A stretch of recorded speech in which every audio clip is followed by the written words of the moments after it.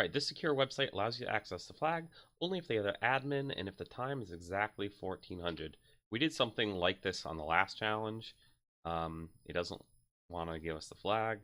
If we inspect element and go to cookies, we just set admin to true and time to 1400. Now we should be able to click the flag. No, of course not. Why would anything work the first time? Is it a capital T? Are these lowercase? That's the next question. Yay, we got it. There are tapping coming from the wires. What is it saying? Okay. So we need to netcat in.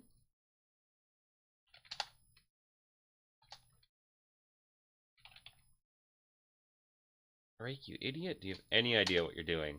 Oh, great. Morse code. That's lovely. Okay, we're actually going to do this over here. And what you can do is you can get this package called BSD Games. And that will give you a program called Morse. And so what we can do is let's netcat back over there. We'll get our Morse code. We will grab that. And then we are going to pipe it into Morse. And that doesn't work at all. Excellent work, Rake. You're an expert. Oh, you have to do Morse D. That's right. Morse-D. Bro. Killing me over here. Oh, you idiot. We need to netcat into here. And that... Am I doing this right? Yeah. And then we're going to pipe the result into Morse-D. Yes, we got it. Thank God. picoCTF. And then we're just missing our little things here. Yay, it worked. I found this cipher in an old book. I have a feeling I'm going to hate whatever this is. Let's look at hints. Tools that make this easy. Perhaps looking at history will help. Okay, so history. So that's probably like a Caesar cipher or something like that. So let's netcat there. Oh, God. All right, let's look at the hints again. The tools are easy. I actually have a tool that can identify what type of cipher it is. So let's copy that message. And let's go over, it's this program called CryptoCrack. It's actually really freaking cool. There's two programs. The other one's called CryptTool, I think. But we paste in the ciphertext. Yes. So you have to click up here, and then it gets the cipher frequency, and then we can solve. So the first thing is we got to figure out what kind of cipher this thing is. Because the cipher identifier was not helping. So let's open this up. I googled historical ciphers because that was in the hint, and Caesar cipher's the historically most common one or most popular, and then the second one is the Vigenère cipher, or however you pronounce that. I also saw 1508 and 1555. And what I did, I went to Google, I just typed in 1508 cipher into DuckDuckGo, and yeah, it says it's a Vigenère cipher, or however you pronounce that. And so let's go back to this, and let's define it correctly. And let's run this, let's click Solve Cipher again. And it's going to brute force us. And it looks like it already found the key. The key is flag, and here is the best match. So let's grab that and paste that in. It is interesting. In history, people often received credit for things they did not create. It's like a little history lesson about ciphers, but the flag has to be in there. So let's search for pico. Here we go, picoCTF. It's hard to see because it's gray. picoCTF, bar, Vigenère, cipher, blah, blah, blah. All right, let's see if that's it. picoCTF. Please, baby Jesus, be correct. No. There's B's. There's a B at each end, so maybe those B's represent the brackets. Nope. Well, we know the cipher ends right here because the sentences continue. So we have the upper half, and then we have our cipher text, and then we have the first well documented. So we know that that's it. Let's go back to the original text here. It's much longer. So this is picoCTF, and then there are 2 spaces in it.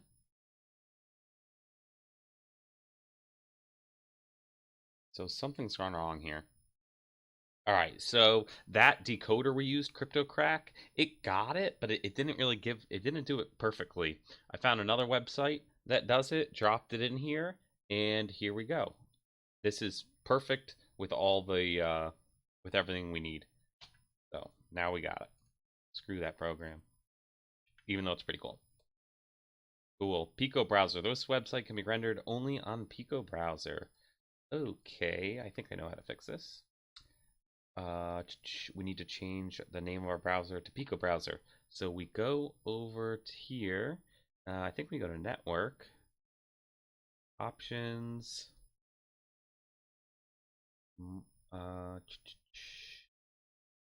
network conditions. Here we go. And user agent, we're going to set it, and it's going to be called picobrowser.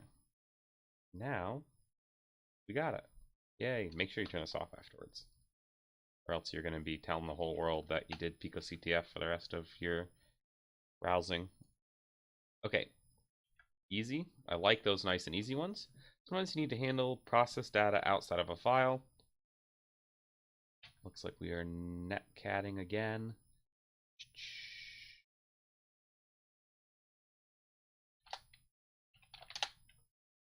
So let's NC. Bro, can you paste? What's so hard about that? Oh, God. Okay, so we just have to pipe this into grep. We've done this before. So let's do blah, blah, blah, pipe into grep. And we want to grep with pico. And we do that, and we got it. It's that easy, folks. RSA pop quiz. I hate this challenge, and I'm not doing it. Slippery shellcode. Okay, this one's tough. All right, so let's bounce over to this folder. All right, so let's move over to that directory. See what's in here. Let's see vuln C.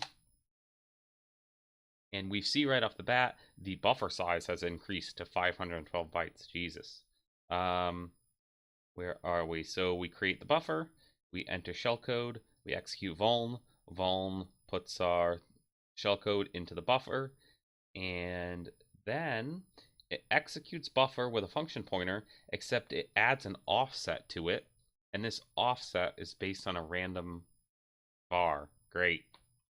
In the first buffer thing we did, where it just calls the buffer by function pointer, we just did the exec ve thing, where we basically just spawned a shell and then did cat flag.txt. So in this situation, it's just executing an address via function pointer. We're just going to do the same thing. There's no flag function up here where we need to call, like when we changed the return address. We just need to figure out how we're going to resolve this issue with the offset, because we're going to write in our shellcode, but it could index past the shellcode. And so it's rand modulus 256, and then they add 1. The add 1 is just so it's not 0.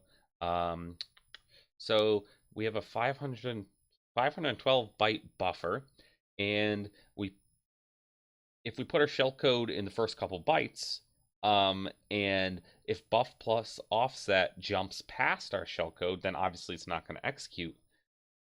So we need a way where every time, doesn't matter where it lands in that buffer, that it's going to hit our shellcode. And so what makes sense is at the very end of the buffer, like in the last 10 bytes or whatever it is, our shellcode spawning the shell will be there. But if buff plus offset is in the middle of the buffer, it's just going to be executing garbage. So how do we get it to... Oh, this is called a NOP sled or a NOP slide. Yeah, I've heard of this. Okay. So basically we want to NOP everything. We just want a whole bunch of NOPs and then our shellcode. So if it falls before our shellcode, it just does a no execution, a NOP, or no operation. And then so that can't mess up the stack, it can't mess up the registers. It basically slides down the NOP slide until it hits your shellcode at the end. So what I chose to do here was the buffer is 512 bytes. So you want our bin/sh exec CVE shellcode. We want that to happen basically like in the last 10 bytes, and then to set every other byte in the buffer to be a NOP. So I'll just pull this over here.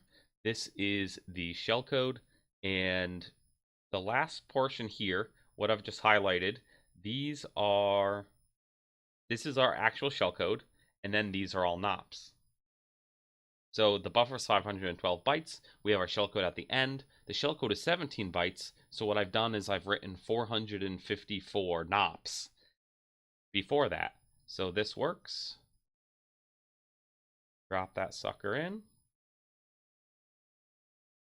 And execute. And it says, thank you. We're now running bin sh. Yes. So now we can do cat flag.txt. And boom, we got it. That was actually easy. If I hadn't done the previous challenges, I never would have figured that out. All right, next challenge, Vault Door.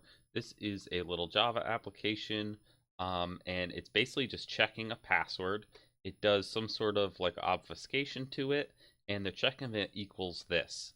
So basically, whatever password you put in, after all these things are done to that password, the password should match this. So this is just like a hashing mechanism. The best way to do this is just to reverse it. If we take this string and we put it in this function, but we do it in reverse, it's going to spit out the original password, which is the flag. None of this stuff up here matters. The only thing we care about is this function right here.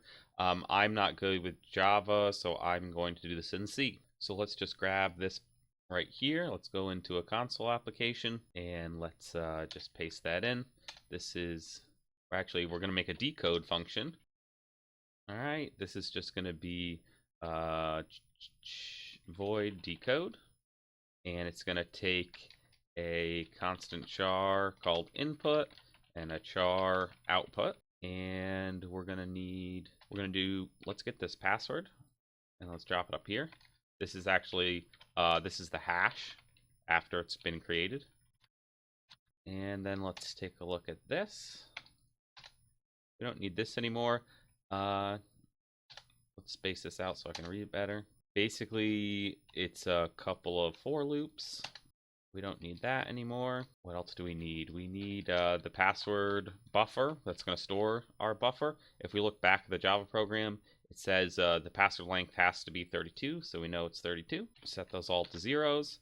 And basically, we're just going to do this in reverse. We don't need to check the password length because we already know what it is. This in I is just for the for loop. So we're basically going to rewrite these for loops into a C format. And we're going to do the whole thing in reverse. So I was confused with this at first, but then I figured out. We're just going to copy these, and we're going to do them in reverse. Actually that easy. So this was the first one. So we're good there. New line master race, of course. Thank you. Wow, I hate this formatting. Oh my. Okay, so now we just need to make this match. I think input is our password. So we're just going to overwrite these. And then our output is going to be the buffer. And then we're not going to use char at. So we're going to do a find and replace for char at. And we're going to replace it with just one of these. Yes, please. And we just got to fix this up. And we need to fix up the for loops. And I think that looks like it's going to compile. And we just need to call decode now. And then output the result.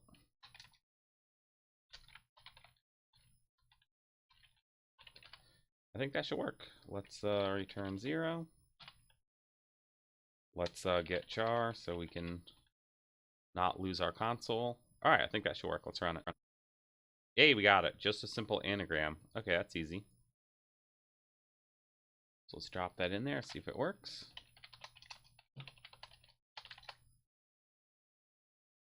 And it does. Cool. All right, what's the difference? Can you spot the difference? Kitters and Catters. It's on this. It's in this folder here. Let's go there. All right, let's W get them. And we'll do the same thing with Cattos. And then we will Cattos. It's, I don't know what that means. Let's Kitters. And they look very similar. What's the difference? Can you spot the difference? Hints. How do you find the difference between two files? You use diff, dumping the data from a hex editor. Okay, so if we diff Catters, binary files, kiddos and Catters differ. So when I first did this challenge, I couldn't get diff to output anything, and it does say the hint says check it in a hex editor. So this is the two files loaded in WinMerge, which is just a comparison program, like a diff program, and you can scan for the next differences. But because this is not hex, it doesn't give us a good output. It does find all the differences, but it's much easier to see in hex.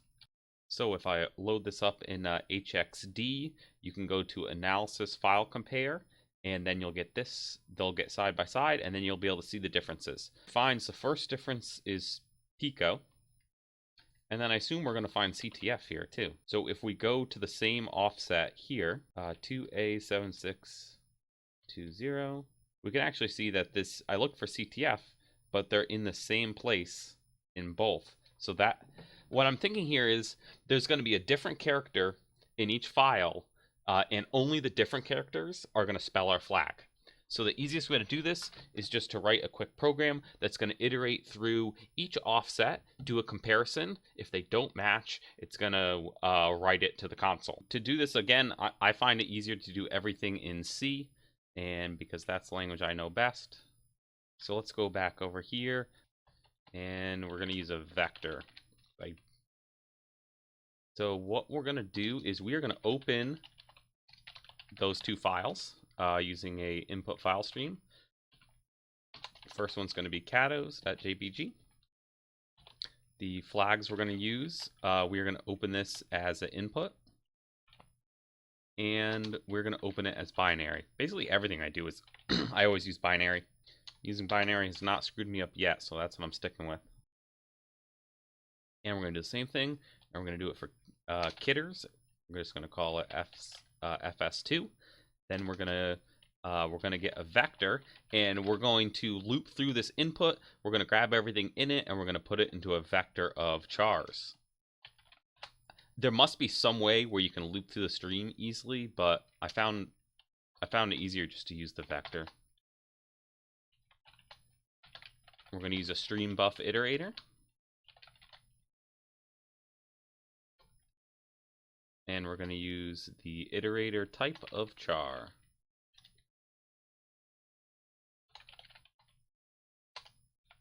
I think that's it. Yes, it is. Okay, so we're going to do the same thing. And it's going to be FSB. So Cattos is going to go into FSA. Kitters will go into FSB. And then we're going to loop through them for in I equals 0. I is going to be less than FSA.size, and we're going to increase I. Can't type today, sorry. If FSA I does not equal FSB, Then we're just going to see out. And that should be all. I don't think we have to do any special formatting. Okay, so yeah, I think that's it. So we're going to get the files, put them in the stream buffer. We're going to use the iterator to go through them all. We're going to grab all the chars and we're going to put them into our vectors. Then we're going to loop through the vectors, which just makes it easy. And if we do the comparison, if they're not the same letter, we're just going to see out it. Last thing we need to do, we just need to copy and paste the files. We need to go into the debug folder because that's where the executable is. Let's paste them in there and run it again. Now it should get them. Oh my god, what have I done wrong? Ah, well, first thing I see I did wrong is this is supposed to be FS2, idiot. Hey, yay, we got it. Cool. Whoa, that's a long string at the end there. Is that really it? Damn. All right, let's grab that and let's see if it worked. Yes, thank God. All right, next up we have where is this file? All right, I'm back in my shell here, and let's cd to the correct folder. Let's see what's in there. Well, we ls and it gives us nothing. What does the hint say? What command can see and read files? That's would be ls and cat basically. What's in the manual page? So to see the manual, we just do man ls and man all. Okay, that's probably it. Man dash all. What manual? Oh, you idiot rake. ls all. Okay, now we can see it. Oh, because it's got the dot in front. That's right. Those are like hidden files, basically. So now we want to cat can't see me. Boom, we got it. Cool.